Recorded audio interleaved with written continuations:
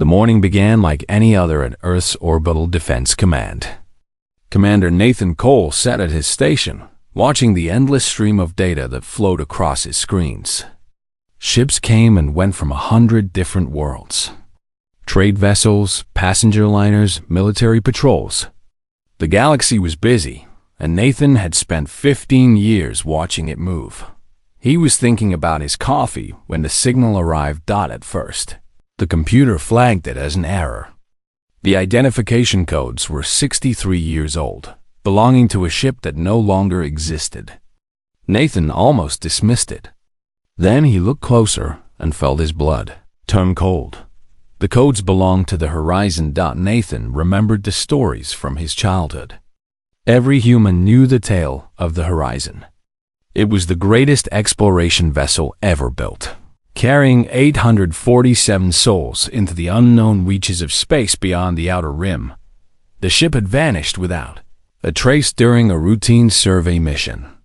The Volanthi Empire, which controlled most of the galaxy, had searched for months before declaring the vessel destroyed. Earth had mourned its lost children. Memorials were built. Songs were written. And slowly, painfully, humanity moved on. That was 63 years ago. Nathan played the signal again. A woman's voice filled the command center, calm and clear despite the static.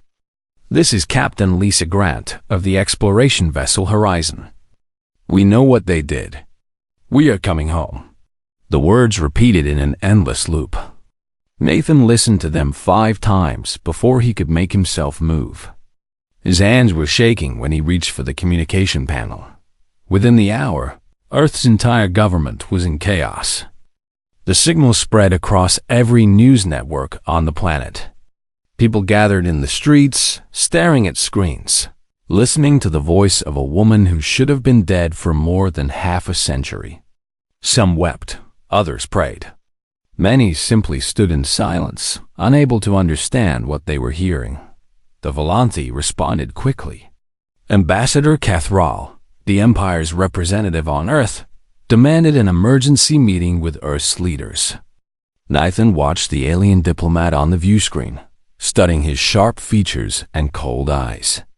The Volanthi looked almost human, but there was something wrong about them. Something that had always made Nathan uncomfortable. "This signal is obviously a trap," Cathral said. His voice was smooth and reasonable. "Pirates have been known to use old beacon codes to lure ships into ambush. The Horizon was destroyed decades ago. Everyone knows this. To send ships into Volanthi space based on this false signal would be foolish and dangerous." Earth's president listened politely. Then she turned to Nathan. "Commander Cole, what is your assessment?" Nathan thought carefully before answering. "The signal is genuine, ma'am. The encryption matches our records exactly. No pirate could fake those codes. Someone is out there, and they're using the Horizon systems to contact us." Cathral's eyes narrowed. "You would risk war with the Empire over a ghost story?" "I would risk everything to bring our people home," Nathan replied. The president made her decision that afternoon. Earth would send a rescue mission into Volanthi space. Nathan would lead it personally aboard his ship, the Endeavor. 2 other vessels would accompany him. It was a small fleet, barely enough to defend themselves if trouble found them. But it was all Earth could spare without leaving the home system. Unprotected, Nathan spent the next 3 days preparing for the journey. He selected his crew carefully, choosing men and women he had served with for years, people he trusted with his life. His second-in-command, a young officer named Amy Chen, asked him what he expected to find. "I don't know," Nathan admitted, "but that woman's voice haunts me. She said they know what they did." "What does that mean? Who are they? And what did they do?" Amy had no answers. Neither did anyone else. The fleet departed on a cold Tuesday morning. Thousands of people gathered to watch the ships rise from the orbital station, their engines glowing blue against the darkness of space. Nathan stood on the bridge of the Endeavor, watching Earth grow smaller behind them. He wondered if he would ever see it again. The journey took 11 days. They traveled through 3 wormhole gates, each one controlled by Volanthi authorities who watched them with suspicious eyes. Nathan kept his crew calm and his weapons powered down. They were not looking for a fight. Not yet. On the 12th day, they found the horizon. The ship was drifting in open space, far from any star or planet. Nathan stared at it through the view screen, unable to believe what he was seeing. The vessel looked perfect. Its hull gleamed as if it had just left the shipyard. There was no damage, no signs of battle or decay. It was impossible. After 63 years, the ship should have been a rusted wreck. Instead, it looked brand new. Life signs? Nathan asked. Amy checked her instruments 3 times before answering. 847, sir. All human. The full crew. Every single person who had disappeared 63 years ago was still alive. Nathan ordered his ship to dock with the horizon. The airlocks connected with a soft hiss, and he led a small team through the passage. His heart was pounding so hard, he could hear it in his ears. The first person he met was a woman in her 40s, with short gray hair and steady eyes. She wore a captain's uniform that looked freshly pressed. When she smiled, Nathan saw both warmth and warning in her expression. "I'm Lisa Grant," she said. "Thank you for coming. We have much to discuss." Nathan found his voice with difficulty. "Captain Grant, you've been missing for 63 years. How is this possible? How are you all still alive?" Lisa's smile faded. "Time moved differently where we were. For us, it has only been 3 months since we disappeared. But that is not the important part, Commander. The important part is what we discovered before we vanished." She looked past Nathan, toward the distant stars visible through the viewport. "The Volanthi Empire is built on lies and blood," she said quietly. "We have proof of crimes that stretch back thousands of years. Crimes against humanity. Crimes against every species in this galaxy. When this proof reaches Earth, nothing will ever be the same again." Nathan felt a chill run down his spine. "What kind of crimes?" Lisa met his eyes. "They are trying to destroy us, Commander. Slowly, quietly, making sure we never grow strong enough to challenge them. And that is only the beginning. Come with me. It is time you learned the truth." She turned and walked deeper into the ship. Nathan followed her, leaving the world he knew behind. The journey home would change everything. Nathan followed Captain Lisa Grant through the corridors of the horizon. The ship was alive with activity. Crew members moved past them, nodding respectfully to their captain. They looked healthy, alert, and completely normal. It was hard to believe these people had been declared dead before Nathan was even born. Lisa led him to the main conference room, where several officers were already waiting. She introduced them one by one. Danny Shaw was the chief engineer, a tall man with grease-stained hands and tired eyes. Karen Wells was the medical officer, a small woman with a kind face and sharp intelligence. There were others too, scientists and soldiers who had survived the impossible. "Sit down, Commander," Lisa said. "This will take some time to explain." Nathan sat. His team gathered around him, their faces tight with tension. Everyone could feel that something terrible was coming. Lisa began to speak. Her voice was calm, but Nathan could hear the anger burning beneath her words. 63 years ago, we were surveying an uncharted system beyond the outer rim. Our sensors detected an artificial structure on one of the moons. This was strange because the Volanthi had told us the system was empty. We decided to investigate. She pressed a button and a holographic image appeared above the table. Nathan saw a massive facility built into the side of a mountain. It was clearly not human. The architecture was harsh and angular, designed for function rather than beauty. We landed and entered the facility. What we found inside will haunt me until I die. The image changed. Nathan felt his stomach turn. The hologram showed a vast chamber filled with thousands of glass containers. Each container held a living being, suspended in some kind of liquid. Nathan recognized several species. There were Krethi, with their blue skin and 4 arms. There were Marvani, covered in soft fur. There were Silaxi, their bodies long and serpentine. And there were humans. Dozens of humans, floating silently in their glass prisons. They were alive, Lisa continued. All of them. The Volanti were keeping them in stasis, harvesting genetic material from their bodies. We found records that explained everything. The Empire has been collecting specimens from every species in the galaxy for thousands of years. They use this genetic material to engineer biological weapons. Plagues that can target specific species. Poisons that only affect certain types of DNA. Karen Wells spoke next. Her voice was quieter than Lisa's, but no less intense. I studied their research files, she said. The Volanti have developed hundreds of different diseases. Some kill quickly. Others work slowly, damaging the reproductive systems of their targets, making them unable to have children. She looked directly at Nathan.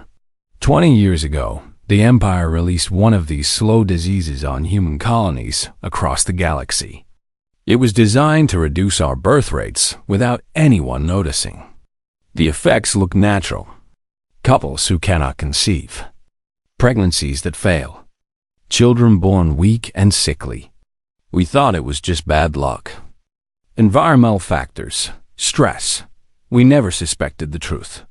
Nathan felt sick. He thought about his sister, who had tried for years to have a baby without success. He thought about the declining populations on a dozen human worlds. Everyone had theories to explain it. No one had imagined genocide. Why? He managed to ask. Why would they do this to us? Danny Shaw answered. Because they fear us. The Volanti have ruled this galaxy for thousands of years, but their power is built on stolen technology. They did not create the wormhole network that connects the stars. They did not invent the engines that power their ships. They took everything from a species called the Architects. The hologram changed again. Nathan saw images of beings unlike anything he had ever encountered. They were tall and thin, with elongated skulls and 6-fingered hands. Their eyes were large and dark, filled with ancient wisdom.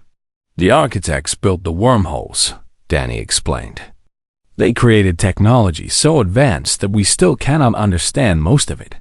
5,000 years ago, they controlled this entire region of space. Then the Volanti destroyed them. Every single one. They erased the Architects from history and claimed their achievements as their own. Lisa took over again.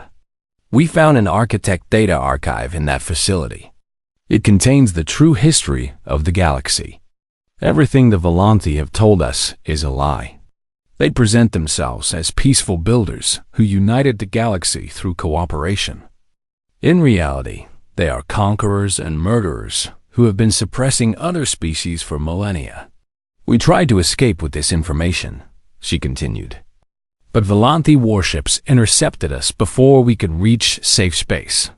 They opened fire without warning. We had no chance against their weapons. Our only option was to run.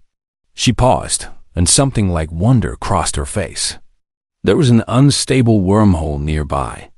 Our charts said it was too dangerous to use. But we had no choice. We flew into it, expecting to die. Instead, we found ourselves somewhere else. A place outside normal space. A pocket dimension created by the Architects as a refuge. Time moved differently there. What felt like 3 months to us was 63 years in the outside galaxy. Danny nodded. We spent those 3 months studying everything we could. The Architects left behind technology that makes Volanti science look primitive. Weapons, shields, medical devices that can cure any disease. They were preparing for something. building tools to fight an enemy we do not yet understand. Lisa stood up and walked to the viewport. Stars glittered in the darkness beyond. The Volanthi know we are back, she said. They know we have proof of their crimes. Right now, they are deciding how to stop us. They will come for us with everything they have. She turned to face Nathan. We cannot fight them alone, Commander. We need Earth. We need every human ship, every human soldier, every human who is willing to stand and fight. The Volanthi have been slowly killing us for decades. It is time we showed them what humanity can do when we fight back. Nathan stood up slowly. His mind was spinning with everything he had learned.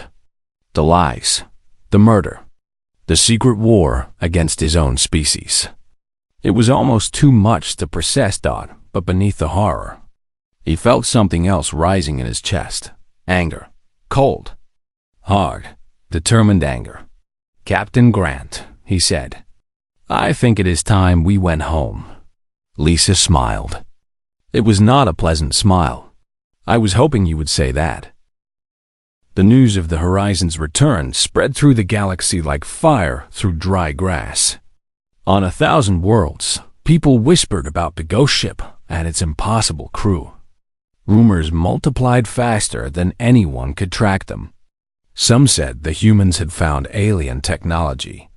Others claimed they had discovered proof of ancient crimes. The truth was far worse than any rumor, but only a few people knew that yet. On the Volanthi homeworld, Supreme Admiral Zethkar stood before the High Council. His uniform was covered with medals earned in dozens of campaigns. His face was hard as stone, and his eyes burned with cold fury. The humans cannot be allowed to reach Earth, he said. If the information they carry becomes public, our empire will collapse. Every species we have controlled for thousands of years will rise against us. We must destroy the Horizon before it is too late. The council members looked at each other nervously. Some were afraid of war with humanity. Others were more afraid of what would happen if the truth came out. In the end, fear won.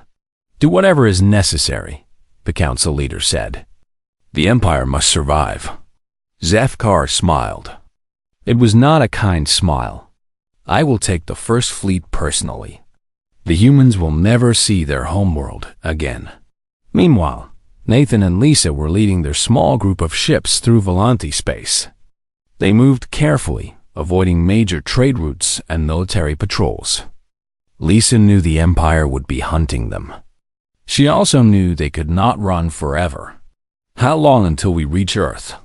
Nathan asked. 8 days if we take the safe route, Lisa replied. 3 days if we cut through the Kestrel Nebula. Nathan studied the star charts. The Kestrel Nebula was a massive cloud of gas and dust that stretched across half a sector. Ships that entered it often became lost. Sensors did not work properly inside the nebula. Navigation was nearly impossible.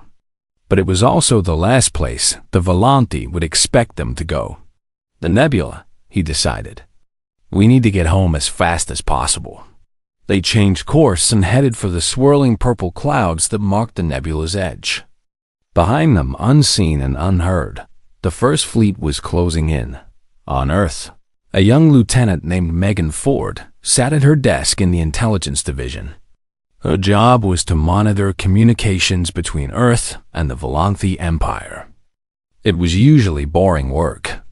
Today, it was anything but boring. Megan had intercepted a transmission that made her blood run cold. It was encrypted with Volanthi military codes, but she had spent 3 years learning how to break those codes. What she found inside changed everything. The message was from Ambassador Catherall to his superiors on the homeworld. It detailed years of secret cooperation with a human traitor. Senator Chris Lane, one of the most powerful politicians on Earth, had been working with the Volanthi for over a decade. He had helped them cover up evidence of the biological attacks. He had blocked investigations into declining birth rates. He had done everything possible to keep humanity blind and weak. Megan printed the evidence, and ran for the door. She needed to reach the president before it was too late. She never made it. Senator Lane's security forces were waiting for her outside the building. They grabbed her before she could scream and threw her into the back of an unmarked vehicle. Megan fought with everything she had, but there were too many of them. The last thing she saw before the door slammed shut was the cold smile on a guard's face in the Kestrel Nebula. Nathan's fleet had almost reached the halfway point when the Volanthi found them. The first fleet dropped out of faster-than-light travel directly in their path. 50 warships against 3 small vessels. It was not even close to a fair fight. Nathan stared at the enemy formation on his view screen. His heart was pounding, but his voice remained steady. All ships, prepare for battle. We are not going down without a fight. Lisa's voice came through the communication channel. Commander, there is another option. Come to the horizon immediately. Bring your best pilot. Nathan did not understand, but he trusted her. He left Amy in command of the Endeavor and took a shuttle across to the ancient ship. Lisa met him at the airlock and led him deep into the vessel, to a section he had never seen before. The room they entered was filled with strange machinery. Lights pulsed in patterns Nathan did not recognize. Symbols covered the walls, written in a language that had died 5,000 years ago. This is architect technology, Lisa explained. We spent 3 months learning how to use it. Danny, activate the defense systems. Danny Shaw stood at a control panel, his hands moving across surfaces that responded to his touch. The machinery began to hum. The lights grew brighter outside. The first fleet opened fire. Hundreds of weapons discharged at once, sending a storm of energy toward the small human fleet. Nathan watched through a viewport, certain he was about to die. Then something impossible happened. A wave of golden light erupted from the horizon. It spread outward in all directions, passing through the human ships without effect. When it reached the Volanthi fleet, every weapon on every ship went dead. Engines failed. Lights flickered and died. 50 of the most powerful warships in the galaxy became floating wreckage in an instant. Nathan could not believe what he was seeing. What did you do? Danny grinned. The architects built this as a defensive measure. It generates a pulse that disrupts all Volanthi technology within range. Their entire civilization is based on stolen architect designs. That means we can shut down anything they have. Lisa put her hand on Nathan's shoulder. This is just the beginning. The archive contains weapons, shields, medical technology, and things we have not even begun to understand. The Volanthi ruled this galaxy because they stole from the architects. Now we have access to the same knowledge. The balance of power has changed. Nathan looked at the disabled fleet drifting helplessly in space. Men and women who had come to kill him were now trapped in dead ships, unable to fight or flee. He felt no joy in their defeat, only determination. Let them live, he said.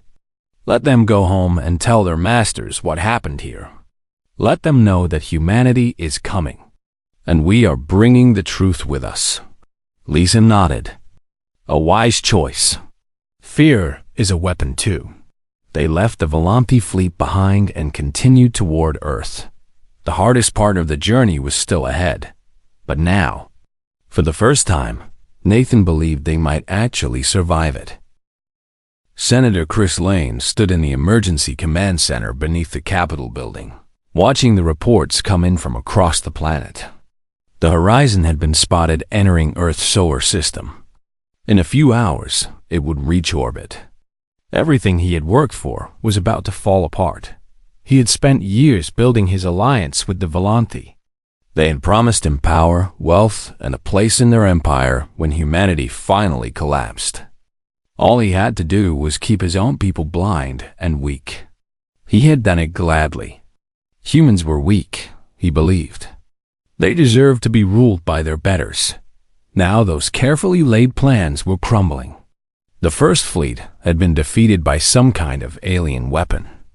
The horizon was carrying evidence that could expose everything. Lane needed to act fast. He activated the emergency broadcast system.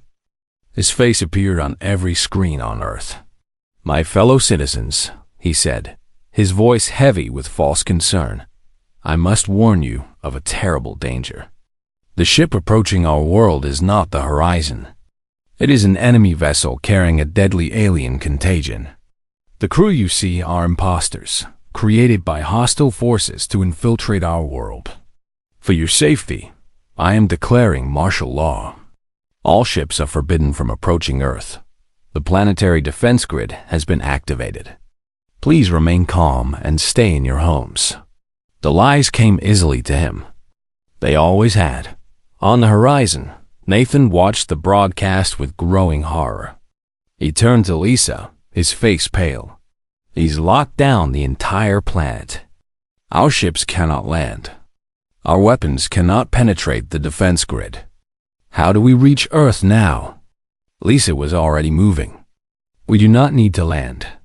We just need to be heard." She led Nathan to the communication center, where Karen Wells was working at a console.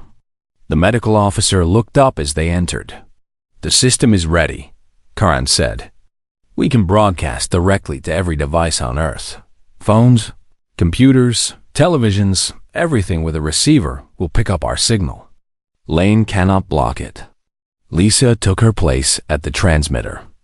"This is Captain Lisa Grant of the exploration vessel Horizon. I am not an imposter.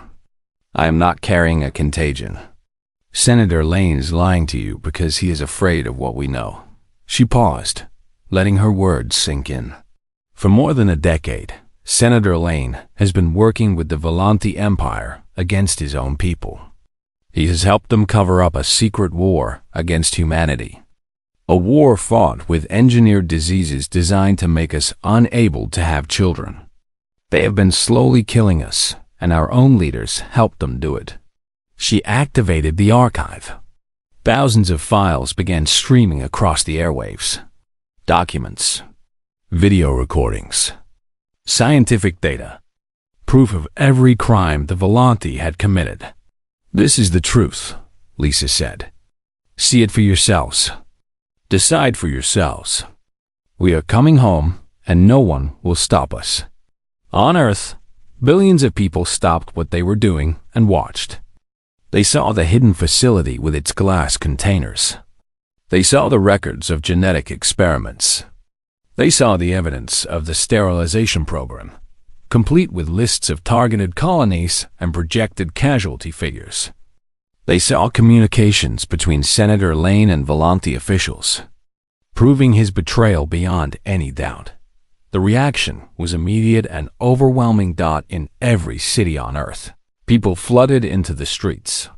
Anger that had been building for years finally had a target. Crowds surrounded government buildings, demanding answers. Military units refused orders from Lane's allies. Soldiers who had sworn to protect their people would not help those who had betrayed them. Deep beneath the Capitol building, Megan Ford sat in a small cell. She had been there for 2 days, waiting for Lane's people to decide what to do with her. She had almost given up hope when she heard the sound of fighting outside her door. The door burst open. A young guard named Scott Morgan stood in the doorway, his uniform torn and his face bloody.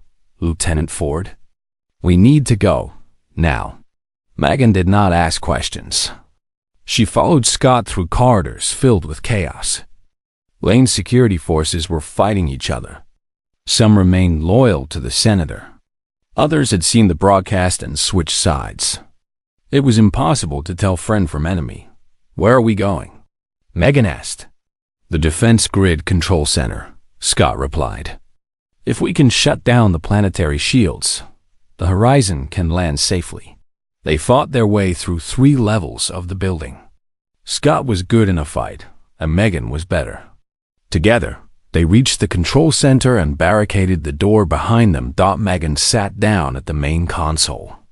Her fingers flew across the keyboard.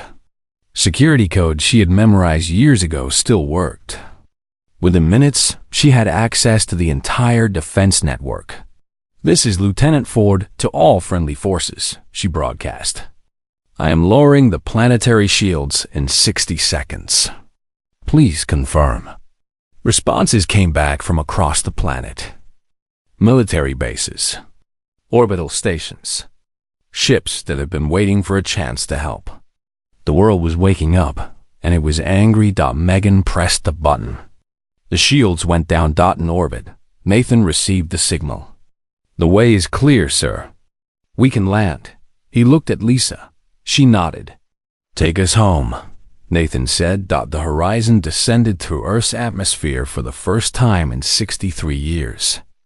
It landed in the central plaza of the capital city, surrounded by millions of cheering people. Nathan stood at the main hatch as it opened, looking out at a world that had finally learned the truth. Senator Lane tried to escape in the confusion. He made it as far as the spaceport before an angry crowd blocked his path. They did not hurt him. They did not need to. They simply stood there, thousands of faces staring at the man who had betrayed them all. Lane fell to his knees and wept. There was nowhere left to run. Across the galaxy, the broadcast was still spreading. Other species were seeing the evidence. The Krethi, the Marvani, the Silaxi. All the races the Volanthi had conquered and controlled were learning the truth about their masters. The Empire had stood for 5,000 years. It began to crumble in a single day. And humanity, long thought weak and easily controlled, had struck the blow that brought it down. 6 months had passed since the day the truth came out. The galaxy had changed more in that time than in the previous 1,000 years.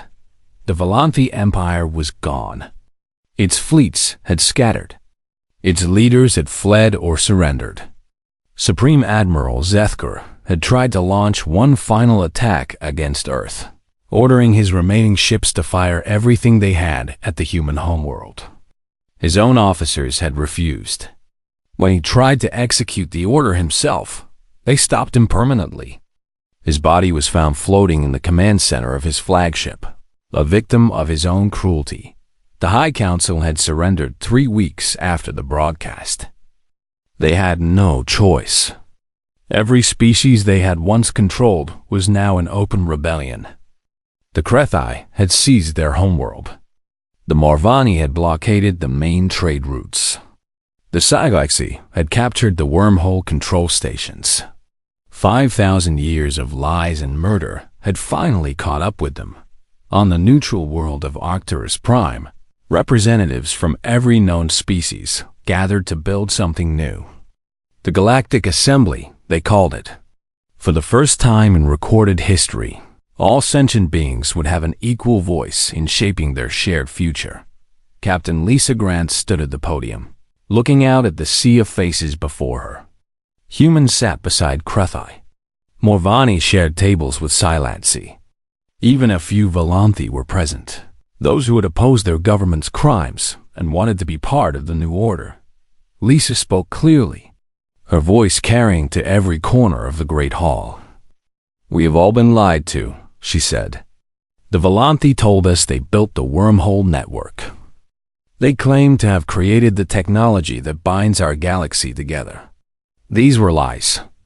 Everything they had was stolen from the architects, a species they murdered 5,000 years ago." She paused, letting the weight of her words settle over the assembly.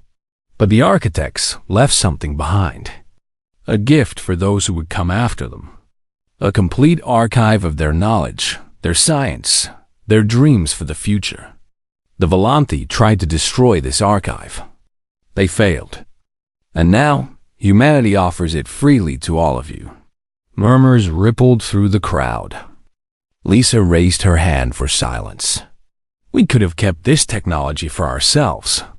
We could have used it to build our own empire, to become the new masters of the galaxy. But that is not who we are. Humanity has seen what happens when one species tries to rule all others.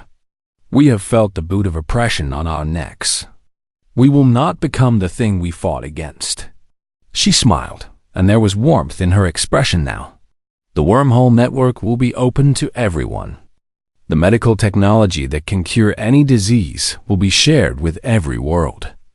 The knowledge of the architects belongs to all of us, not just to the species lucky enough to find it first. This is our gift to the galaxy. This is our promise for the future. The assembly erupted in applause. Nathan watched from his seat in the front row, his heart full of pride. 6 months ago, he had been a simple commander watching data streams at a boring desk job. Now he stood at the center of history, watching the galaxy transform itself. After the ceremony, Lisa found Nathan on a balcony overlooking the city. The sky was filled with ships from 100 different worlds, all gathered to witness this moment. It was beautiful. It was also just the beginning. "You look worried," Nathan said. Lisa nodded slowly. The Architect Archive contains more than just technology. It also contains warnings, records of threats that existed long before the Volanti rose to power. She pulled out a small device and projected a star map into the air between them. Most of the galaxy was highlighted in soft blue light, but there was a region on the far edge that remained dark, empty, silent. The architects called this place the Silence, Lisa said. No probe has ever returned from it. No ship that enters ever comes out. The architects studied it for thousands of years. They believed something lived there. Something ancient. Something dangerous. Nathan felt a chill run down his spine. What happened to them? The architects, I mean. We know the Volanti killed them, but why? They were clearly more advanced. How could the Volanti possibly defeat them? Lisa was quiet for a long moment before answering. They were already dying when the Volanti came. Their population had been declining for centuries. Their worlds were failing. According to their own records, they believed something from the Silence was responsible. Something that fed on advanced civilizations. Something that had noticed them. She looked at Nathan with eyes that held both hope and fear. The Volanti did not defeat the architects. They simply finished off what was left after the real enemy was done with them. Nathan stared at the dark region on the map. And now we have their technology. We are building our own advanced civilization. Does that mean this thing will notice us too? Perhaps. The archive suggests the architects were preparing for war when they died. Building weapons. Developing defenses. They knew something was coming for them, and they tried to fight back. We have access to everything they created. We have a chance to succeed where they failed. She deactivated the map and put the device away. That is why I asked you here, Commander. The Horizon is being refitted with the best technology we have. A new crew is being assembled, humans and aliens working together. We are going to the Silence. We are going to find out what destroyed the architects. And if it is still out there, we are going to stop it. Nathan thought about everything he had seen in the past 6 months. The crimes of the Volanti. The courage of the Horizon crew. The millions of people who had stood up and demanded the truth. Humanity had already proven itself against one empire. Perhaps they could prove themselves against something worse. When do we leave? He asked. Lisa smiled. Tomorrow. The galaxy is watching us, Nathan. They have seen what humans can do when we fight for what is right. Now we need to show them what we can do when we face the unknown. Nathan looked up at the stars. Somewhere out there, in the darkness between galaxies, something was waiting. Something old. Something hungry. Something that had destroyed civilizations before humans ever left our cradle world. But humans had faced extinction before. They had survived ice ages and plagues and wars that nearly ended everything. They had rebuilt from the ashes again and again. And now they were no longer alone. They had allies. They had technology. They had hope. The Horizon would fly again. The journey into the Silence would begin, and whatever waited in the darkness would learn. What humanity had already taught the Volanti. Humans do not go quietly into the night. They fight. They survive. They win. The new dawn was rising, and humanity would be there to meet it.